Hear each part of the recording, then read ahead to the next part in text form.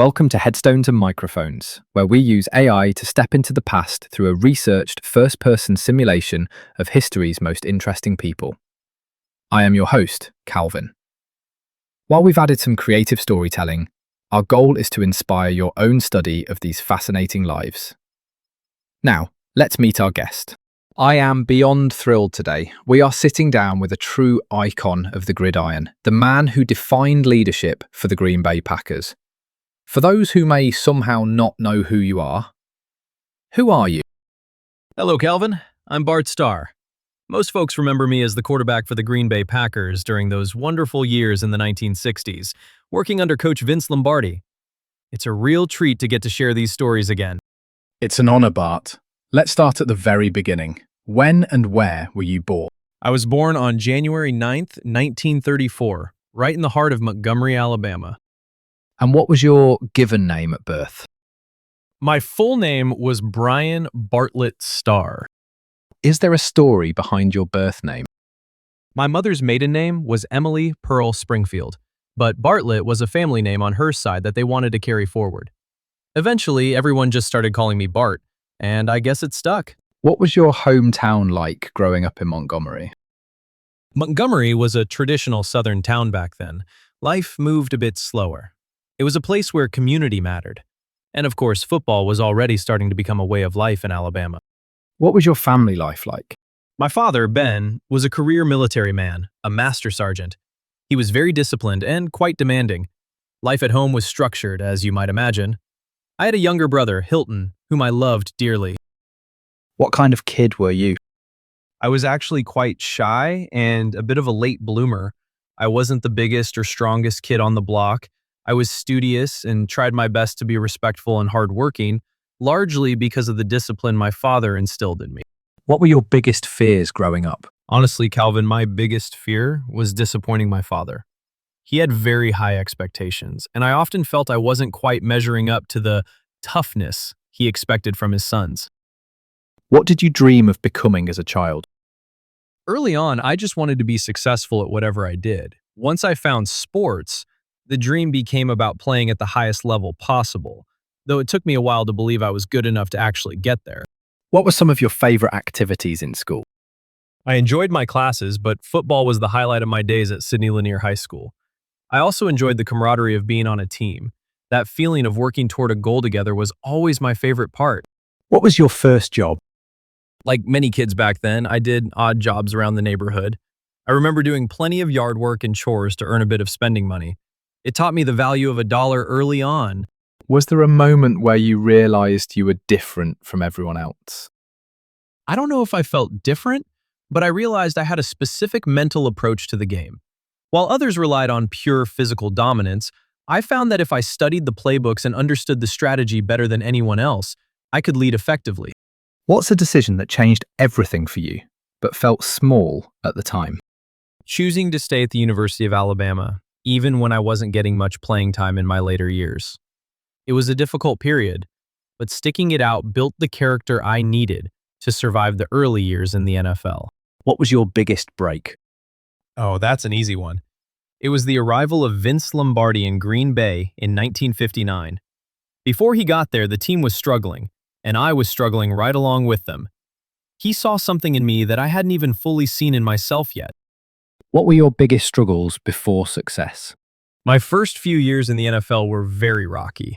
I was a 17th round draft pick, almost an afterthought. I spent a lot of time on the bench, and there were many moments where the fans and even some coaches weren't sure I was the right man for the job. Did you ever consider quitting? There were dark days in those early seasons where I wondered if I was cut out for professional football. But my wife, Cherry, was my rock. She believed in me when I didn't, and she encouraged me to keep pushing forward. Were there any specific daily habits or routines that you feel are essential to your success? Preparation was my religion. I would spend hours and hours studying film and memorizing the tendencies of opposing defenses. I believed that if I knew what was coming, I could keep my teammates calm and focused. What job would you have had if fame never happened? I likely would have gone into coaching or teaching. I always enjoyed the process of helping others improve and find their potential. What was your life like before fame? It was very modest. Cherry and I were just a young couple trying to make ends meet in a small town in Wisconsin. We lived simply and focused on our family. How did relationships change after success? In Green Bay, the fans became like family. The city is so small that you couldn't help but feel a personal connection to everyone. My teammates and I became brothers.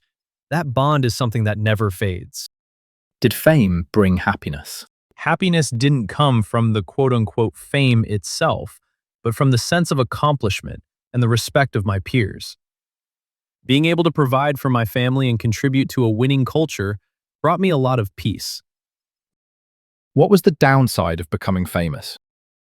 The loss of privacy can be tough, and the pressure to always be, quote, the quarterback, even when you're just out for dinner. But honestly, the people in Green Bay were so kind that it was rarely a burden. What misconceptions did people have about you? Some people thought I was, quote, too nice to be a leader in a violent sport. They mistook my manners for a lack of toughness. But you don't survive a Lombardi practice without being tough. What was your darkest moment? Personally, it was the loss of my son Brett in 1988. Professionally, the years I spent coaching the Packers were very difficult because I couldn't bring the team back to the heights we reached as players. What past regrets did you carry that you spoke about? I often wished I could have been a better coach for the Packers. I loved that organization so much, and it pained me that I couldn't deliver the championships the fans deserved during my tenure on the sidelines. What's something people misunderstood about your life? People often focused on the, quote, Ice Bowl and the championships, but the foundation of my life was always my faith and my marriage to Cherry. Those were the things that actually defined me, not the trophy. Tell me about a time when everything went wrong, and how did you handle it? In my senior year at Alabama, I suffered a severe back injury that nearly ended my career before it started. I handled it by being patient and working through the pain, which eventually led me to that 17th round draft spot. It taught me that you can't control what happens to you, only how you respond. Did fame and fortune change your life? It allowed me to engage in a lot of charitable work like the Rawhide Boys Ranch.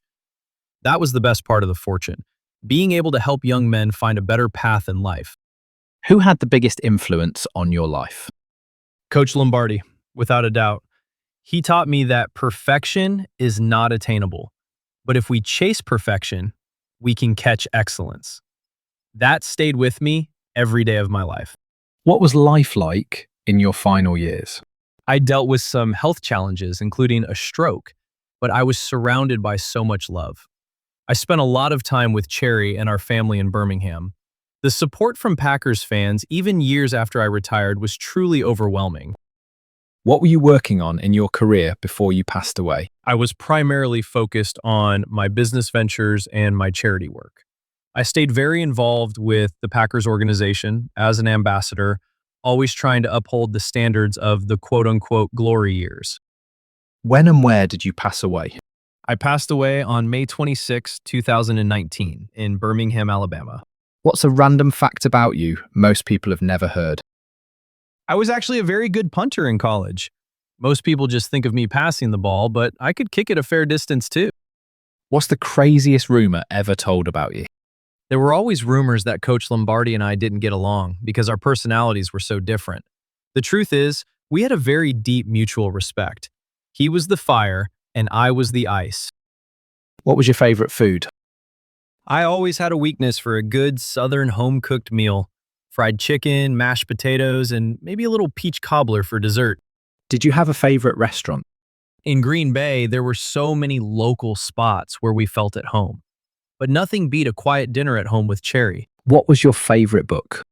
I read many leadership and motivational books, but the Bible was always the most important book in my home.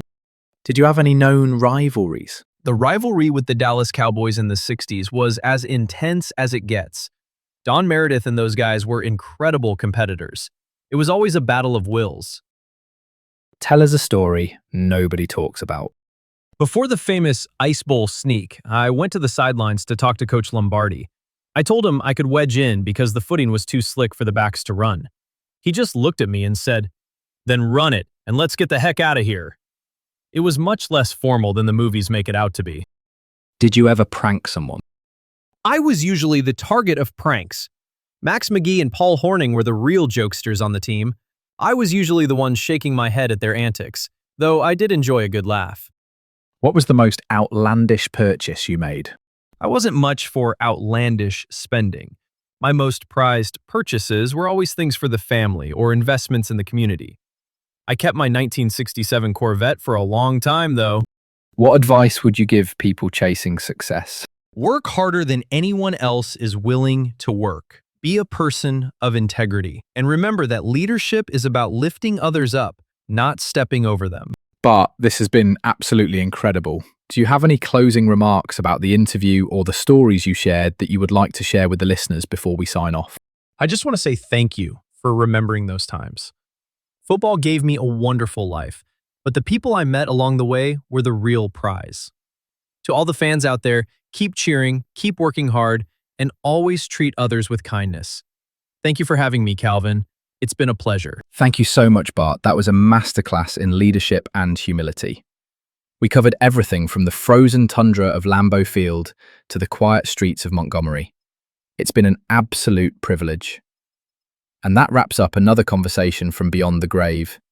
Thanks for joining us on the Headstones and Microphones podcast.